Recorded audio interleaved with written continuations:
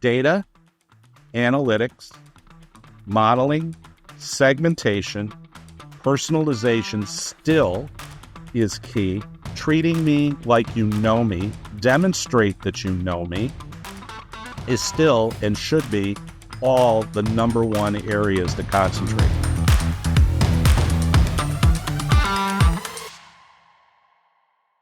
Hi, welcome to Antavo Loyalty Stories. I'm Michelle Ellicott-Taylor. I'm heading up the partnership team at Antavo. Antavo is a technology platform supporting loyalty programs around the world, including for brands like KFC, BMW, and Benefit Cosmetics. In our loyalty stories, we're diving into customer trends in the industry and looking at what's working in loyalty, and we're getting to speak to experts in this field. And today's expert is David Slavick, and he's from Ascendant Loyalty, a consulting firm working with global clients. David, welcome to the program. Thanks for having me, Michelle. I'm really looking forward to today's dialogue. Oh, thanks so much for joining us. I don't know if you just want to start off by giving us a little bit more information around Ascendant Loyalty and what you do. Sure. We're based here in North America, but we have an Ascendant Global Network, which is a network of agencies, Middle East, Eastern, Western Europe, Africa, Oceania as well. And it's really exciting to visit with you today as we are deep into CRM and loyalty, helping clients really with a Big Four consulting approach to strategic assessment, program design, strategy, operating model. Clients ask us to evaluate companies like Antavo as a platform provider as well. And so we, cover the entire scope of the space, and we're specialized in it and have been trained in this space for over 25 years. Yeah, I mean, there's so much experience you've got to bring to the table. So I'm really excited today to discuss these areas with you and see what you've got to share. So I'm going to do my very best, I promise. You're going to be brilliant. And I'd just like to say, actually, we've obviously had your colleague Jay take part in this too. So we really appreciate Ascendant Loyalty taking the time to share your insights and experience with us. So thank you for that. Well, it's important. This whole space is so complex. And at the same time, when you're working with clients, you want to try making it easy. And when you can work with clients and you have the expertise and the experience in this space, you've seen it all across retail, specialty retail, pure play e-commerce. And having a track record of success in so many different categories and working with so many well-established technology companies, and then a company like Antavo that's really breaking the ceiling and doing so many innovative things out there, and you're providing some fantastic content on an ongoing basis. So offering this report on an ongoing, continuous basis and understanding the pulse and the trends and where the innovation is in the space, that's what this category needs, is inspiration and innovation. That's great. Thanks for that feedback. And we're so excited to be able to speak with people like yourselves to help us with seeing these, insights and trends and looking at what's happened already in the past and, what could people be looking at for the future. So just thinking about the types of programs that people are working with, and obviously with your expertise in this space, what's something that in the loyalty space that has been a big impact on you in the last year? What's your favorite loyalty program?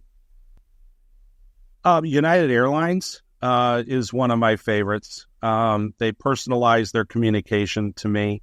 They're always asking me to fill out surveys and indicate my future travel plans. The communications are always custom-based. They always put in something of a stretch. So even if I haven't said that I'm interested in traveling to Vietnam and Cambodia and Thailand, they'll suggest some kind of a promotional offer that's associated with it. I'm very loyal to the United MileagePlus card. They did a brilliant job even during the pandemic, where people slowed down their use of their credit and then went more aggressive to offer incremental benefits in using the card. It's the only card that I pay a fee for because my points don't expire. So when you weren't flying, you didn't have to worry about your points expiring. That was a smart move. And I live in Chicago, and I'm only 45 minutes from O'Hare. So naturally, United is my preferred airline. I don't go super out of my way to always fly United for particular trips. Actually, I've used American more often, and sure enough, they picked up on that and just upgraded me to gold status, and they ran a really cool promotion to go with it. But, United and American were the first companies that did a loyalty program. So right after S&H Green Stamps here in the States, where you purchase from department stores and then you put the little stamps on the booklets, and then you got, dollar savings as a result because technology wasn't supporting it. Really, American and United were the first ones to create a program tied to their credit card. And it's amazingly profitable for them with partners as well. So that creates preference for me with their hotel partner. I'm very loyal to Hertz as a result of my affinity to United, and they even have cruise line partners and so on. So they're doing it right. It's headed up by a gentleman by the name of Luke Bondar that has been on the supplier side of the space, and he's got a great team working with them here in Chicago.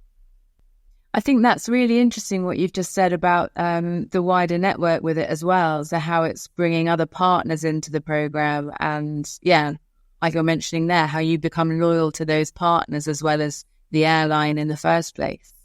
Well, money is dear to you, and you have an affinity, and at the same time, you're a fan of the brand. So, you tell people, I'm not sitting there sending messages to my family members saying you should sign up for the card. I'm never going to do that. Credit card sign up is, people are particular with that, with their credit profile. But nevertheless, having a constant affinity, they can always count on me to be, a loyal, have an emotional bond as well. They're not doing a lot for me other than giving me a free check bag. And then I typically get a nice seat and those particular type of preferences, but they always treat me well. The other program that I absolutely adore is Verizon, which is the mobile carrier. And I have their Visa card. Both cards, by the way, are issued by Chase. And their call centers are very good in servicing you as a customer. And the value proposition is tremendous, but it's a closed loop value proposition. You use the Visa card, you spend with the Visa card, and 100% of your stored value goes towards accessories and a future phone. So you don't burn it on anything other than back at Verizon. It's very smart. And the package that they used was this amazing black box, and it was a full reveal. It was probably as cool as the way people were getting all excited in the way that Apple would package up the new iPhone each year. But even better. So the designers were brilliant. The look and feel of a black box against their red logo was brilliant. It showed high quality, and the card is fantastic. It's like a platinum kind of a card in its consistency. You feel it, and it's a heavy card. It's not a 30 mil card. So it feels with a high quality. Mm-hmm. It's very smart. That kind of thing where someone's feeling that they've got something that is exclusive, special. It's tactile. It's smart. Yeah. It goes right into your head. So, the credit card companies, they want you to have their card in your primary wallet as opposed to your second or third purse where you're not using those cards as often, right? So in the U.S., we like to use our credit cards. In Canada, they don't use credit cards. They use debit cards. And then in other parts of the world, it all depends. But most people try to go and leverage it against hotel or airline. Yeah. Okay. So there's some two really nice examples there of loyalty programs that have made an impact on you. And then just thinking about, I guess, the brands you've actually worked on. So what would you say is the brand that you're most proud of with the loyalty program and the concepts that you've worked on with them? Oh, gosh. I have to be careful there because I have one that's going to be introduced in January of 2024. And so we're actually most excited about that one in the footwear category, where it's a combination of both hard and soft benefits, experiences, virality, social integration, all of those aspects and best practices that are really driving the market today. So you're just going to have to stay tuned to learn more about it through my LinkedIn posts and once the client is okay with us sharing. But that's the one that we're most excited with because the client has a very passionate customer base. They have a good footprint with physical stores as well as online. They're fashion forward. It's all about sustainability as well. So the key theme is there. So we really dug into it, and we're really thrilled to go and work with that particular client. So that's what we're really most proud of over the last 5 years. And there's other programs that we've done where a company was in bankruptcy, came out of bankruptcy, and has completely overachieved against its membership, and that's Route 21 out of Pittsburgh, where good friends of mine from working together at American Eagle, where I ran CRM and loyalty on the client side, so I was on that side of the desk. They brought us in at Route 21 and said, we need a program. What we had done before wasn't well constructed. It said, here's your reward, and you have to come in within 3 weeks to burn your reward. Well, you just spent at the store on jeans and tops and jackets and belts and accessories and so on. Why are you forcing me to redeem this? So really, she should be offering choice. And so that program that we designed for Route 21 has gone exceptionally well. It completely overachieved against the financial metrics. We helped them with introductions to a credit card issuer, and they issued a credit card about a year and a half after launching just a white label program. And it's really kept the brand front and center in a tough competitive category against my friends at American Eagle and Hollister and Abercrombie and Fitch and so on. So yeah, nice. There's a program that you've worked on that's fantastic, and then we've got one to watch out for, and it will be like 2024. So yeah, maybe we'll have to have another podcast with you to talk about that one. There you go. Yeah, that'd be great. And then I'm looking at, I guess, the last couple of years. What would you say are the big changes that have happened in the loyalty industry? I would say experiential is really where people are trying to step it up. Everyone always deals with the whole concept of points and our points me too.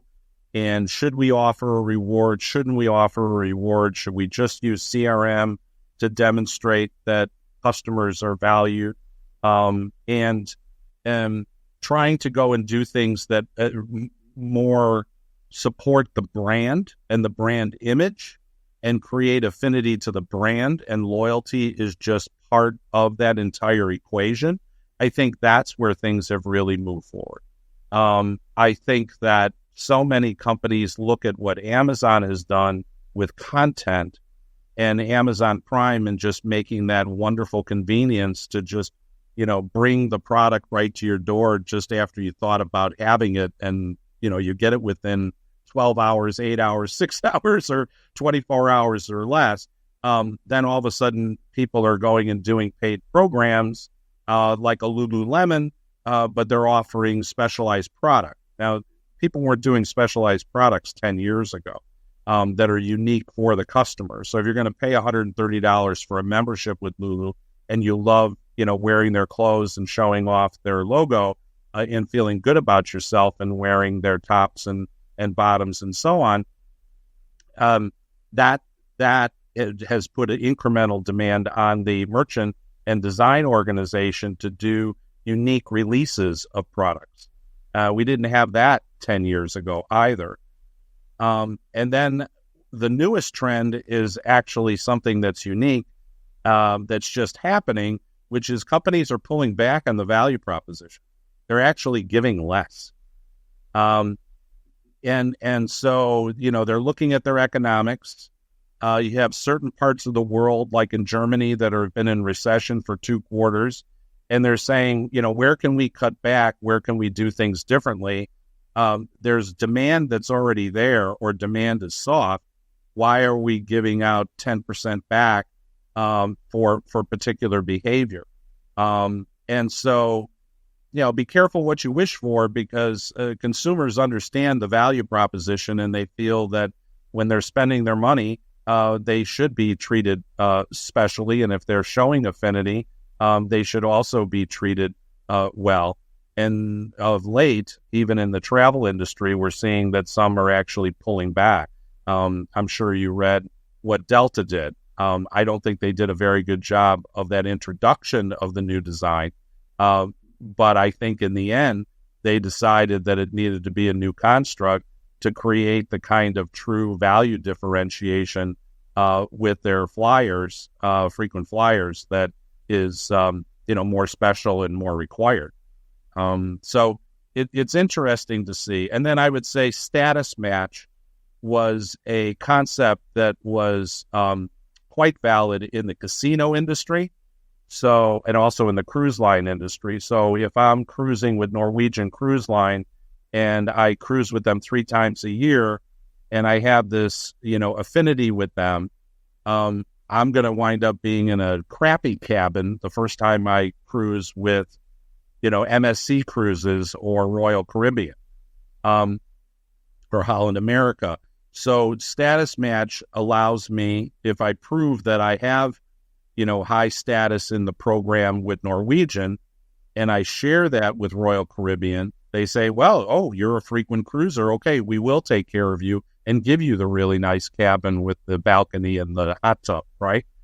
That only existed in the airline category, and now it's moved into cruise, but it's always been in place with casino, because, a blackjack table is a blackjack table. The craps table is the craps table. So if you're highly affinity to Caesars, and then, the competitor, wants to get you to stay at their hotel and give you an upgrade to a suite or, a fabulous room, you just show them that you have this platinum status with one, and they'll match you with the other. And so the status match aspect, when you have a tiered-based program, I think is something that's evolving as well over time. Yeah, and that's really interesting, because I was looking at the changes that you've seen, I guess, in the last few years, but you've also mentioned about new trends coming, and that was something I'd wanted to look at as well, because there's so many people I've spoken with, and there's like the ESG side of things, there's sustainability, there's non-transactional versus transactional, emotional loyalty, all these things, and gamification's coming up quite a lot as well. So with the trends for the next, say 18 months, 24 months, what do you see as the real, I guess, highlights here that people are going to be looking to move forward with? So many of those things are me too. You got to be really careful. Our client in the footwear category, sustainability is what it's all about, because it's primary to the product that they're producing. Okay. If you're in a different category, you wind up going and taking it on to say, send us your used clothing, or other gear that you've bought from us. So REI did this, and then they evaluate it and they say it's heavily worn and we're going to give you a low credit, or it's medium worn and we'll give you a medium credit, or it's barely worn or barely used and it's not soiled and it's in really good shape and we can sell it. Well, then you're passing it along, and then you're not using as many materials, and you're being responsible and so on. So if it works for your business model, okay, but don't force it, okay? Because people can go and smell that. And then on the other hand, if it looks like you really don't have as strong a commitment, like Target Corporation, okay, it's a department store, all right? They have people on the back end at Target or at Best Buy, as an example. I mean, I'm using North American companies, but I'm sure it applies to, department stores in Europe and across the globe. Is sustainability really part of what they're all about, or is it offering choice to customers and great customer service and, excellent pricing and, and so on? And so you got to be really careful. If you jump on that train, you have to have a long-term commitment. You have to have people on staff, that's all they think about. they actually represent the brand and talk about it, and there's believability that's associated with it, and it's inspiring. So a perfect example of that is a current client of ours, which is Orvis, which is outdoor gear and also canine health. And, they sell dog beds and leashes and all sorts of things for their dog. So it's not cats, it's just dogs. But they also sell fishing, fly fishing equipment, and they're the best fly fishing rods in the world. And custom made. It's just amazing. We went to their manufacturing plant in Vermont. It's a company that's privately held. And, they believe in the outdoors.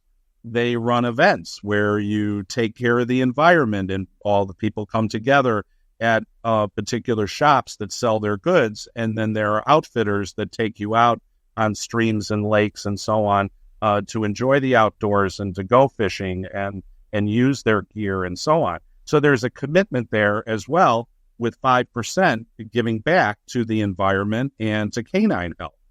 They've had that in place before anybody was really ever talking about it. That's part of their DNA. So if it's not part of your DNA, you need to be really careful about it. There's sincerity that's associated with it. So that's my high horse on that. And the other is paid programs. So, more and more people do the subscriptions. And then there are companies that come out and say, hey, we could provide a service and remind you of all the different recurring charges that you have, and you've taken on way too many subscriptions and you're spending too much, and you need to cancel some of them because you're not saving any money anymore. So people lose track. So, there's the yin and the yang that's associated with all of these different trends and components. But I would say data, analytics, modeling, segmentation, personalization still is key. Treating me like you know me, demonstrate that you know me, is still and should be all the number one areas to concentrate on. So if you have a great platform provider like an Antavo that has wonderful feature functionality and can do both the transactional and the social, and can support you with your modeling and your analytics, and has great reporting suite, and you have a commitment to leveraging that data with an in-house core of excellence or an outside vendor, CDP, DMP capability, that's really where things can get pushed, things can get more innovative, and that's really a continuing trend, and that's where the primary focus should be. And continues to be. Yeah, and that's interesting you saying that, because I was thinking about like from a platform perspective, obviously, and you're mentioning there about CDPs and marketing automation, and loyalty isn't on its own; it has to work with all these other elements of the marketing suite. But when you're talking, when you're coming up with your ideas and your strategy and your concepts, etc. How front of mind, and with the capabilities on the platform, like what is front of mind there? So are you as the consultant thinking about how omnichannel is, the integration, implementation, ease of use, and how's that translating to the end brand making their decision as well? Sure. Well, we always start when we just have completed 3 RFIs and RFPs for clients in the last 6 months. They bring us in for that because we know the full scope. So a Forrester report, Mary Pilecki and Emily Collins, they do great work and do an excellent job of understanding what's out there. Knowing the strengths and the weaknesses of the different solutions, and I kind of think of the different solutions that are out there as like, tier 1, tier 2, and tier 3. There are some at one tier that are all integrated and reliant on the information coming from Shopify that can support stores, that can support online. There's templates. It's easy. You can get it up. It's small business. It's medium-sized business. But if the client is committed to Shopify and they want to do a reward program, there's a limited number of companies in that space that are aligned with Shopify.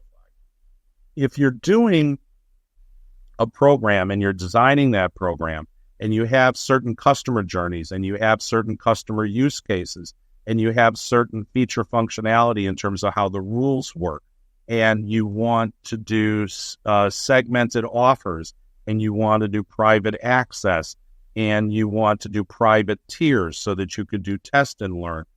If all of those things, currency or not currency, a paid program is part of it, a premium sort of a concept as well. There's a credit card involved, so you could do an incremental benefit to the credit card customer. All those various components, that's what we take into account with our loyalty leaders methodology. And then when we talk to companies like Antavo, we say, here's what the program is all about. We reveal it.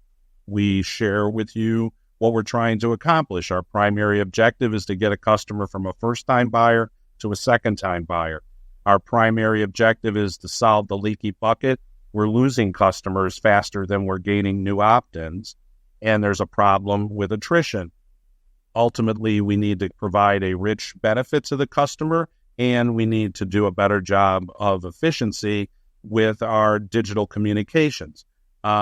We need you to help us to support real-time recognition and reward and personalization on our website. You mentioned gamification. To the extent that you actually have creative capabilities to help us to do gamified experiences, or you work with a Jebit, who's an excellent company in the space, and we find out who your partners are. So are you integrated with certain point of sale partners? Are you integrated at the oil and gas at the pump? All of those particular criteria help us to decide if we have a good match or we don't have a good match. You don't want to spend the time pursuing it if you're not a good match. But if you are, then, you're a very significant, company for us to evaluate, as a potential partner for this client, because you're matching up to all of our use cases, all of our envisioned journeys, et cetera. Mm-hmm.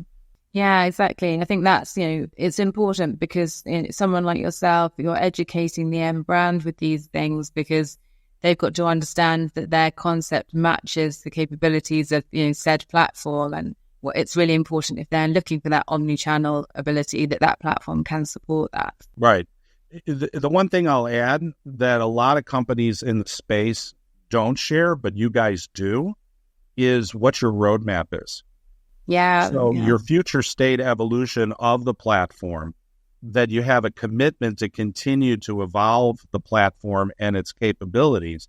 So when you're talking to folks and saying, so what's in the future, maybe you've thought of it and maybe you haven't thought of it, but now you can actually take the time and your product development team and add those additional capabilities, those additional functionalities, to then put you at an advantage versus your competition.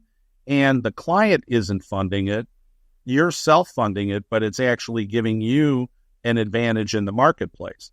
So not a lot of companies talk about what their roadmap is. Most times they don't want to share it because they don't want it to get out to the competition, right? But when you're in dialogue with different companies and you're both controlled by a mutual non-disclosure agreement, the client should ask the technology company, what is on your roadmap? Where are you taking your platform? Am I just going to be stuck in version 12? Or is there going to be a version 13 and a version 14? And what are you envisioning to incorporate there? So, you're servicing existing clients and then you're continuing to evolve the platform.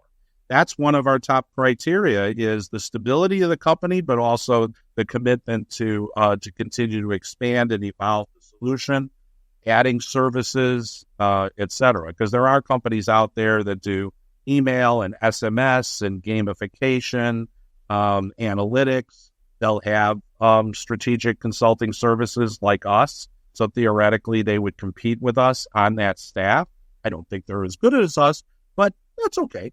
And so offering that combination of services is also important for some clients that actually are looking for it all in one place because it's easier to manage. There's efficiencies that are associated with it. And so we look at that as well.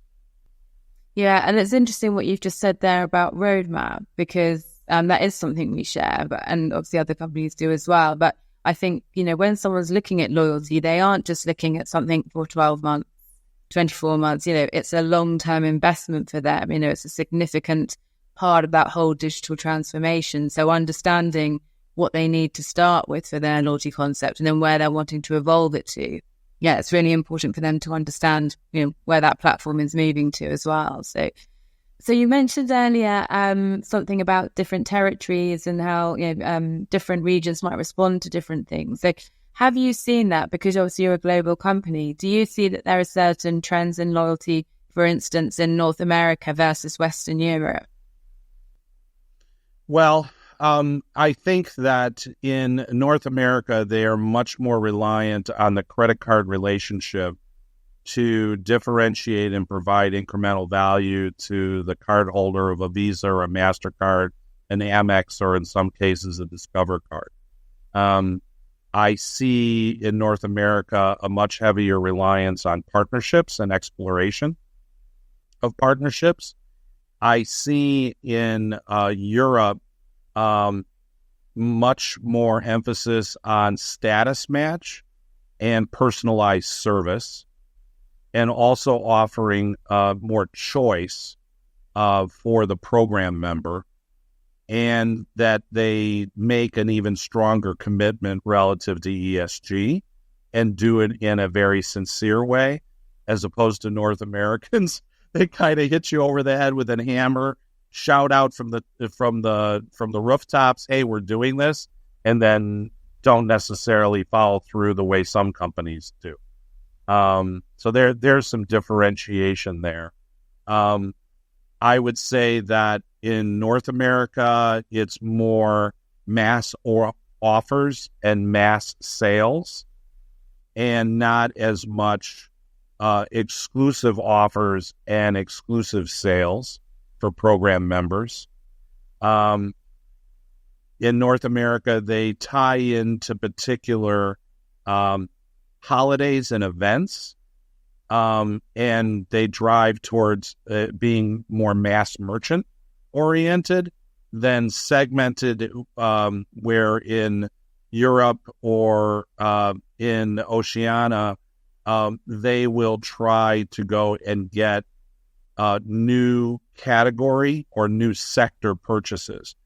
So if I'm buying in one particular area of the store or in one particular area of the chain, to try getting more cross-shopping, they'll rely on the analytics to an even greater extent to try growing the absolute market share or lift the average transaction value. They're actually overseas, quote unquote, versus in North America. I think they leverage their analytics to an even greater extent and improve their overall offer management and merchandising strategy. It's only in the grocery category here in the U.S. Where many grocery companies rely on dunnhumby out of the U.K., and it's called, I think, 8451 in partnership. It started with Kroger to understand the market basket and leverage that information to make the shopping experience in the store more successful, to offer digital coupons that are matched to your profile more effective, to ultimately drive cross-shopping. So it's really in the grocery category where that happens, as opposed to in the department store category or other specialty retail. Yeah. Oh, thanks for sharing that, because you've got that insight on a global basis. And then I know I'm going to have to wrap up soon. I've got so many questions I want to ask you, but I wanted to look at when you're getting the assignments for the loyalty concepts. Who's driving those? Like, is it just from the loyalty team at the brand? Is it from CRM? Is it from CEOs, head of digitals? Like, are you seeing a difference with the number of people involved in giving you these assignments? I would say that the majority is from the program owner and the chief marketing officer. They're the ones that are looking at program performance, and they want to refresh their program, which is our improving loyalty approach. as part of our loyalty leaders consulting practice. So a program refresh is something that we're putting a new push on, because there are a lot of programs in retail that are kind of tired and worn out, and they need an inspiration. And the reason for the inspiration is because enrollment is slowing down, redemptions are slowing down, they're not seeing a higher average transaction from a redemption, they're not hitting their financial projections, which supported the business case. Many, many reasons. They haven't done a refresh with their employees. They've turned over post-pandemic 50% of their employees, and 50% of the employees aren't trained in the program, or they don't even allow the associates to participate in the program. Now might be a time to take a look at it. So we're getting outreach from clients where they have a basic program, more and more involved program. They might have secured software that was integrated with the point of sale company, and so it's a separate siloed licensed solution.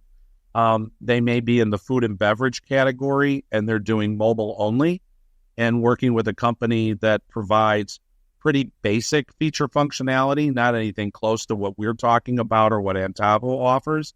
And so now they're saying, you know what, we're limited by what that software can do. The technology company is doing a fine job. It's just it's not. We're not achieving what we can achieve. We're not maximizing our potential here, and so we're limited as a result as to what we can do. And when you realize those limitations, then you do an outreach. You don't get the head of store operations, suggesting to the CMO, you really should look at a different technology vendor, or you really should revise this program because it's not working for us.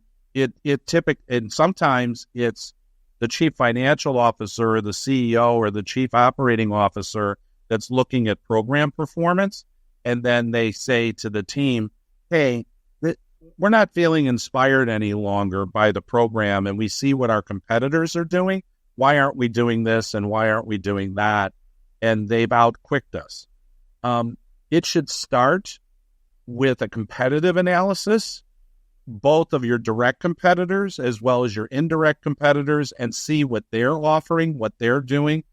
And then you can decide with a refresh or looking at a new technology vendor to help you what's possible, how high is up, how you're going to differentiate your program design to have a new competitive advantage. And by the way, you design something for today with the refresh, and you've got 2 steps forward from that in future phases to do things. Even if the competition matches you, you already got a plan in place for what phase 2 or phase 3 is. So those are the things that we help clients with. We just had a call this week with a company in the food and beverage space, and they've got physical stores. They have an online business. They have a business where they're selling their product through distributors, let's call it, at retail. It's on the shelf. They went with something that is point of sale sourced, and they're limited by it. It isn't that they dropped the ball with them, but it's not providing them with greater capability because they've got a much bigger universe now. So they got started with something which probably was very reasonable in its cost, less than $50,000 a year for a platform to service them and transaction-based to support their physical stores and online. But they've got bigger goals, bigger expectations. Maybe they bring partners into it, which they could based upon how attractive their target, their customer base is. And they say, we need to do better. We need to explore further. So in that case, it was the program owner and the CMO that reached out to us and said, tell us about your company, and we'd love to learn more. And there you go. No, that's great to get that insight, because there's different people, getting involved, but ultimately a CMO, needs to be involved with this driving, a loyalty program. But, most times, the initial comment that I had with you is it's all about the brand. Yeah. So the loyalty program supports the brand. Now, in some cases, you look at Sephora, it's totally integrated, right? The program, the Beauty Insider, they're one and the same, right? Or Ulta and Ultimate Rewards. It's one and the same. Why? Because it's emotion, it's self-image, it's service, it's selection, it's support, it's value. They're giving that to their customer, male and female, every day. So it becomes one and the same. Nike, right? You've got running clubs, you've got direct sales, you can design your own product, there's exclusive access.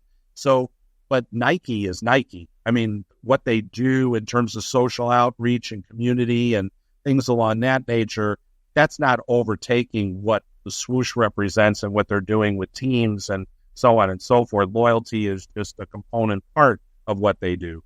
Adidas is doing some fabulous things with loyalty, right, on a global basis. But Adidas is much bigger than what the loyalty program is. It complements. So there's big L and there's little L. And having a technology partner like Antavo to help you to achieve either something that makes it big L, which is fantastic, and it all represents what the brand's all about, and it hugs and nurtures those current customers as well as future customers that you acquire, fantastic. And if it's little L, well, it's still enterprise-wide. And so those influencers or the people that are the advocates of the program, we always say it has to come from the top down. The chairman has to be behind the program. When you bring a program into an enterprise, their job changes. Loyalty all of a sudden becomes part of their job description. It wasn't in there before. It may say it's important for customer acquisition, or it's important for customer growth, or it's important for you to look at your analytics and help us, drive our business metrics, or it's important from a store operation standpoint to treat our customers with care and the customer's always right, satisfy them, and so on. But the fact of the matter is, as soon as you bring the program into that enterprise, their jobs description changes. Their evaluative criteria, when they have their annual review, loyalty actually is one of the criteria that they're evaluated against. It wasn't there before. Now it is. So it's so part, and it's not going away. The projection relative to being a $6 billion enterprise, in terms of a business, it's going to continue to grow. And that's part of the reason why venture capital companies are interested in technology, in investing in technology, because of long-term business relationships and contracts. I'll say one more thing: at least a 3-year contract anytime you sign with a technology company, and then you obviously have mutual respect with each other, and you meet your SLAs and you perform, and all of those terms are in there, as well as, quarterly business reviews or every 6 months business reviews. Have an open dialogue. How are we doing? How can we improve? All those things I always encourage. But this is a marathon and not a sprint. And so if you are going to go into this space with a new partner like Antavo, definitely a 3-year agreement is the way to go, because you're reconfiguring many things that you're doing right today, but you're going to be doing it even better in the future. I think that's a really nice point. Thanks for that, David, because, people have to have, I guess, their expectations managed. You aren't going to roll out a loyalty program in 3 months and have all the results that you want. This is a long-term investment, and you want that loyalty program to evolve as you're learning more about your customers. So an interesting thing. When I started at Frequency Marketing, which then became Epsilon, that's where I was empirically trained in this space, okay? I'll tell you the year, 1997. I've been doing this since 1997, kids, okay?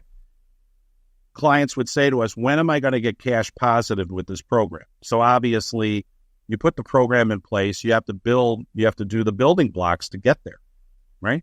Staff, capabilities, training, creative, et cetera, et cetera. You got to invest, and obviously technology on a license basis.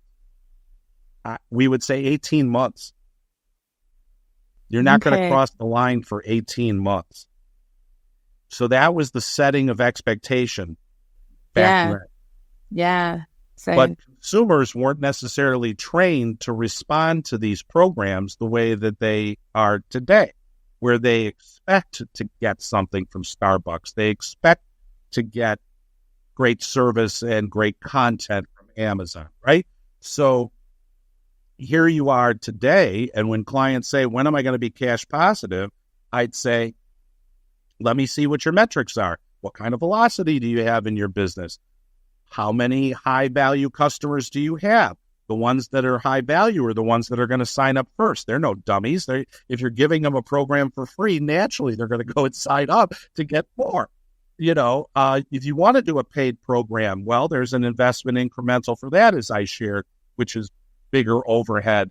And that's not going to turn cash positive necessarily right away, but you're getting that funding of the membership fee. But guess what? You need to give back double. If you're charging $50 or $130 for membership, you need to give $100 or $260 in value back to that member, because they'll sign up for the program for year one, and then they'll watch to see if they got that $100 in value or that $260 in value. And if they don't, or if they decide, you know what, the competition offered me something better for year two, they're not going to renew. So you always have really high expectations to give something back that's significant.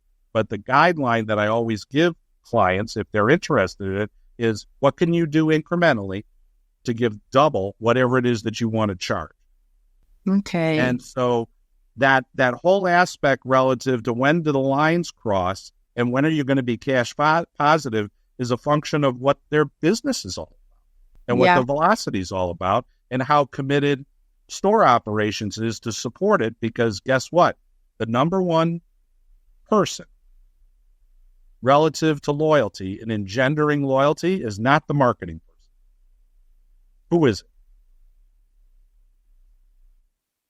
No, you, because you're great at what you do. It's the associate, right? Yeah. It's the person behind the cash and wrap. It's the person behind the checkout. It's the person that's servicing the customer. It's the person that's the advocate of the program. It's the person that can explain how the program works. It's the person that can look at the point of sale and they're trained and say, hey, did you know you have a $100 reward that you can use on today? Thank you for being a great customer. I'd like to use it today. Oh my God, I forgot all about it, or I didn't open up my email. That's so nice of you to just tell me that I had it. Yeah, exactly. It's reinforcing what they have, isn't it? Because so many people are members of so many loyalty programs that they forget, and they've got these points. The average is they're signed up for 36 programs. They're only active in 7. Now I would say intensively active in 7. Yeah. Okay. Well, that's a good stat. And it's a scary one, thinking there's that many there. But yeah, thank you so much for today, David. What you've shared is really insightful. And obviously with your great experience there, talking about some of the brands that are getting it right, but also thinking about the trends that people need to be thinking about. And also, how they're working with this with the consultants as well. So, thank you so much for that. We really, really appreciate it. And that's the end of today's loyalty story with David from Ascendant Loyalty. If you would like to visit our website, antavo.com, to find out more about what we've got to offer from a loyalty perspective. And also you can visit Ascendant Loyalty to hear more from David and his team when you need some consultancy on this topic. Wherever you see this, please give us a like if it's YouTube or LinkedIn. And we look forward to seeing you on one of the next episodes. So thank you very much.